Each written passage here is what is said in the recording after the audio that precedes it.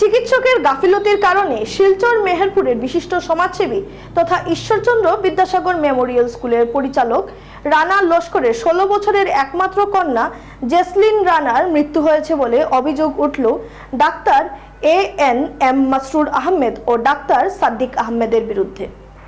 আজ এক সাংবাদিক সম্মেলন করে মৃত জেসলিনের পিতা রানা লস্কর জানান, উনার কন্যা জেসলিন রানা সরলাবিল্লা স্কুলের 10ম শ্রেণীতে পড়াশোনা করত।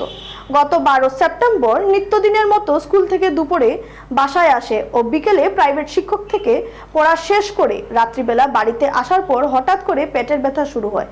ব্যথার যন্ত্রণায় রীতিমতো চিকিৎসা শুরু করে। এমত অবস্থায় পিতা রানা লস্কর মেয়েটিকে নিয়ে পাশে থাকা ডাক্তার সাদিক আহমেদ নামের একটি চিকিৎসকের প্রাইভেট চেম্বারে নিয়ে যান, কিন্তু সেই চিকিৎসক ডাক্তার সাদিক অসুস্থ মেয়েটিকে এত জরুরিকালীন অবস্থায় ও সরাসরি চিকিৎসা না করে মৌখিকভাবে অ্যাসিস্ট্যান্টের মাধ্যমে কিছু ঔষধ ও একটি ব্যথার ইঞ্জেকশন মেয়েটিকে দিয়ে ছেড়ে দেন। সেদিন রাত্রিবেলা সাময়িক কিছুটা ব্যথার থেকে রেহাই পেলেও পরের দিন সকালবেলা পুনরায় মেয়েটির ব্যথা বেড়ে যাওয়াতে পিতা রানা লস্কর পাশে থাকা ডাক্তার এএনএম মাসরুর আহমেদের বাসায় আনুমানিক সকাল 5টা নাগাদ গিয়ে উপস্থিত হন।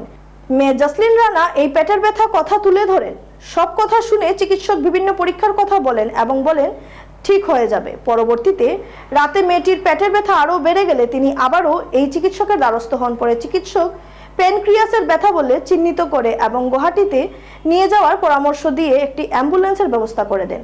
সেই সঙ্গে অ্যাম্বুলেন্স করে অসুস্থ জেসলিনকে নিয়ে গুয়াহাটির উদ্দেশ্যে রওনা দেন, কিন্তু অর্ধেক রাস্তাতেই জেসলিনের মৃত্যু ঘটে। পরবর্তী সময়ে পিতা রানা লস্কর দেখেন অ্যাম্বুলেন্সটির মধ্যে অক্সিজেনের সিলিন্ডার আছে, কিন্তু সেই সিলিন্ডারে অক্সিজেন নেই এবং অ্যাম্বুলেন্স যেসব জরুরিকালীন যান্ত্রিক ব্যবস্থা লাগানো থাকে সেগুলো সম্পূর্ণভাবে অকেজো।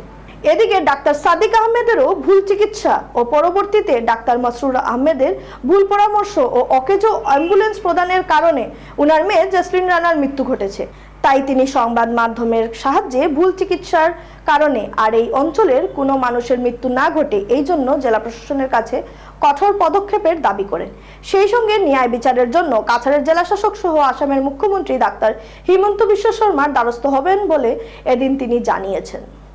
আমি রানা লস্কর, ম্যানেজিং ডাইরেক্টর ঈশ্বরচন্দ্র বিদ্যাসাগর স্কুলের। আমার একমাত্র কন্যা জেসলিন রানা শিলচর সরলাবিল্লা স্কুলে পড়তো ক্লাস 10-এ। গত বৃহস্পতিবার মানে 12 তারিখ স্কুলে গেল ভালো, টিউশনে গেল ভালো, খুবই সুস্থ সবল, কোনো ধরনের সমস্যা নেই। রাত্রিবেলা 10টার সময় পেটে ব্যথা হলো।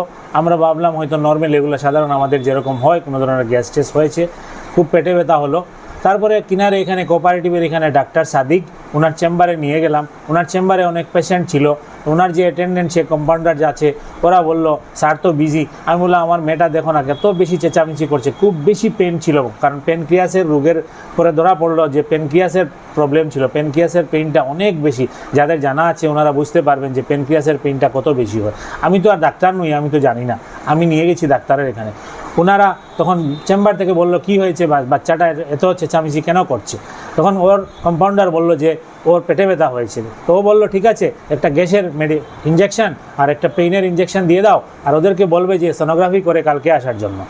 আমি তখন আমার যে মেয়ের যে কন্ডিশন, আমার কোনো মাথা কাজ করছে না, অ্যাকর্ডিংলি আমি ওনারা যেভাবে বলেছে সেইভাবে করেছি। ওনারা বললো ঠিক আছে আমরা দিয়ে দিচ্ছি, এখন বাড়িতে নিয়ে যান, আধা ঘন্টা পরে এমনিই সেরে দেবে। তো আমি ভাবলাম ঠিক আছে নিয়ে যাই। একটু ধরুন 19-20 হয়েছে পেইনটা, কিন্তু ঘরে আসার পরে দেখা গেল রাত্রবেলা অনেক ভমিটিং হলো, পেনটা খুব একটা কমলো না, কিন্তু রাত্র অনেক থাকাতে আমি কিছু ডিসিশন নিতে পারিনি। তারপর আমি নেক্সট ডে মর্নিং আমার নিয়ার বাই ডাক্তার, আমার গলিতেই থাকেন ডক্টর মসরুর, ওনার বাড়িতে গিয়ে ডেকে আমি তুললাম। তখন তুললাম, যে তোলার পরে দেখলাম যে ওনাকে ডেকে উঠানোর পরে উনি একটু দেখে টেকে বললেন ঠিক আছে আমি আপনাকে ইঞ্জেকশন স্যালাইনের ব্যবস্থা করে দিচ্ছি, আপনি সোনোগ্রাফি টোনোগ্রাফি করান, এগুলো কোনো সমস্যা নয়, ঠিক হয়ে যাবে।